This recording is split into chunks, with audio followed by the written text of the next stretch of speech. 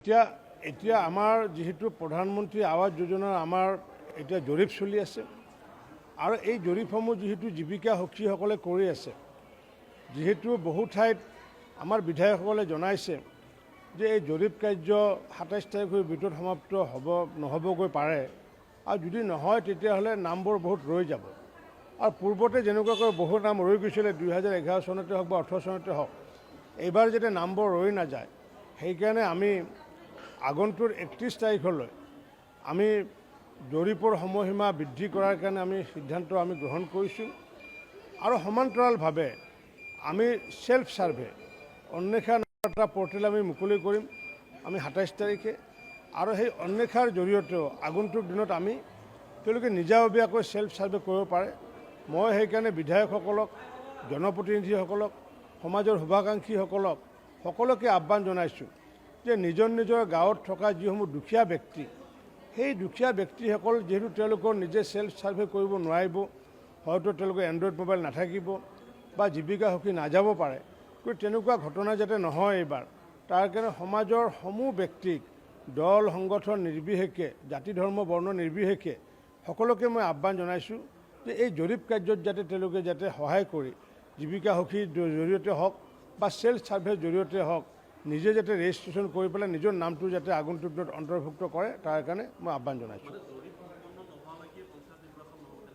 নহয়, জৰীপটো আমি ৩১ তাৰিখে শেষে হ'ব। আমাৰ জৰীপটো শেষ হোৱা কথা আছিলে আমাৰ ২৭ তাৰিখে, গতিকে আমি আৰু ৩ দিন অতিৰিক্ত দিম যাতে জৰীপ যাতে সম্পূৰ্ণ কৰিব পাৰোঁ আৰু সমান্তৰালভাৱে আমি পৰ্টেল এটা মুকলি কৰিম। সেই পৰ্টেলৰ জৰিয়তেও আমি ৰাইজে যাতে জীৱিকা সখী কিবা কাৰণত যদি ঘৰত নাযায়, সমাজৰ যাতে বিভিন্ন স্তৰৰ শুভাকাংক্ষীসকলে দুখীয়া মানুহৰ নামবোৰ যাতে অন্তৰ্ভুক্ত কৰিব পাৰে, নথিভুক্ত যাতে কৰিব পাৰে, তাৰ কাৰণে সকলোকে আমি আহ্বান জনাইছোঁ। এতিয়া আমাৰ যিহেতু প্ৰধানমন্ত্ৰী আৱাস যোজনাৰ আমাৰ এতিয়া জৰীপ চলি আছে আৰু এই জৰীপসমূহ যিহেতু জীৱিকা সখীসকলে কৰি আছে, যিহেতু বহু ঠাইত আমাৰ বিধায়কসকলে জনাইছে যে এই জৰীপ কাৰ্য ২৭ তাৰিখৰ ভিতৰত সমাপ্ত হ'ব নহ'বগৈ পাৰে আৰু যদি নহয় তেতিয়াহ'লে নামবোৰ বহুত ৰৈ যাব। আৰু পূৰ্বতে যেনেকুৱাকৈ বহু নাম ৰৈ গৈছিলে ২০১১ চনতে হওক বা ১৮ চনতে হওক, এইবাৰ যাতে নামবোৰ ৰৈ নাযায় সেইকাৰণে আমি আগন্তুক ৩১ তাৰিখলৈ আমি জৰীপৰ সময়সীমা বৃদ্ধি কৰাৰ কাৰণে আমি সিদ্ধান্ত গ্ৰহণ কৰিছোঁ আৰু সমান্তৰালভাৱে আমি সেল্ফ সাৰ্ভে অন্বেষা এটা পৰ্টেল আমি মুকলি কৰিম আমি ২৭ তাৰিখে আৰু সেই অন্বেষাৰ জৰিয়তেও আগন্তুক দিনত আমি তেওঁলোকে নিজাববীয়াকৈ সেল্ফ সাৰ্ভে কৰিব পাৰে। মই সেইকাৰণে বিধায়কসকলক, জনপ্ৰতিনিধিসকলক, সমাজৰ শুভাকাংক্ষীসকলক সকলোকে আহ্বান জনাইছোঁ যে নিজৰ নিজৰ গাঁৱত থকা যিসমূহ দুখীয়া ব্যক্তি, সেই দুখীয়া ব্যক্তিসকল যিহেতু তেওঁলোকৰ নিজে সেল্ফ সাৰ্ভে কৰিব নোৱাৰিব,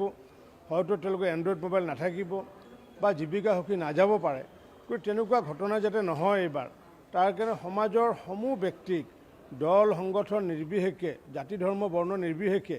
সকলোকে মই আহ্বান জনাইছোঁ যে এই জৰীপ কাৰ্যত যাতে তেওঁলোকে যাতে সহায় কৰি জীৱিকা সখীৰ জৰিয়তে হওক বা সেল্ফ সাৰ্ভেৰ জৰিয়তে হওক নিজে যাতে ৰেজিষ্ট্ৰেশ্যন কৰি পেলাই নিজৰ নামটো যাতে আগন্তুক দিনত অন্তৰ্ভুক্ত কৰে তাৰ কাৰণে মই আহ্বান জনাইছোঁ। নহয়, জৰীপটো আমি ৩১ তাৰিখে শেষে হ'ব। আমাৰ জৰীপটো শেষ হোৱা কথা আছিলে আমাৰ ২৭ তাৰিখে,